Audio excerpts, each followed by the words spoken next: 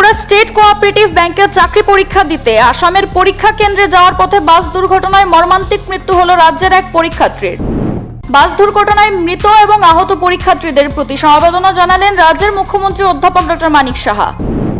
এমবিবি বিশ্ববিদ্যালয়ের উদ্যোগে আয়োজিত রক্তদান শিবিরে উপস্থিত রাজ্যপাল সামাজিক কর্তব্য পালনের জন্য ছাত্রছাত্রীদের ধন্যবাদ জ্ঞাপন করলেন রাজ্যপাল। জিবি হাসপাতালে খুব দ্রুত কিডনি ট্রান্সপ্লান্ট সহ আরো নতুন কিছু পরিষেবা সংযুক্ত হবে। বৃহস্পতিবার হাসপাতালে পরিকাঠামো ঘুরে দেখলেন মুখ্যমন্ত্রী। বৃহস্পতিবার অনুষ্ঠিত হলো ত্রিপুরা রাজ্য জয়েন্ট এন্ট্রান্স বোর্ডের 2024 সালের জয়েন্ট এন্ট্রান্স পরীক্ষা।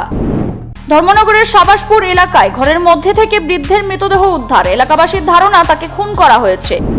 বিজেপি আইটি সেলের উদ্যোগে বৃহস্পতিবার রাজধানীর বটতলা এলাকায় জলছত্রের আয়োজন করা হয়। বাস দুর্ঘটনায় চাকরি পরীক্ষার্থীর মৃত্যু এবং আহত হওয়ার ঘটনার প্রতিবাদে ত্রিপুরা স্টেট কোঅপারেটিভ ব্যাংকের সামনে বিক্ষোভ দেখালো ডিওয়াইএফআই। দেবেন্দ্রনগরের পুর নিগমের ডাম্পিং স্টেশনের আগুন নেভানোর জন্য বামেদের তরফে পশ্চিম জেলার ডিএমকে ডেপুটেশন দেওয়া হয়। বাণী বিদ্যাপীঠের এনএসএস ইউনিটের উদ্যোগে জলছত্রের আয়োজন করা হয়। উপস্থিত ছিলেন মেয়র।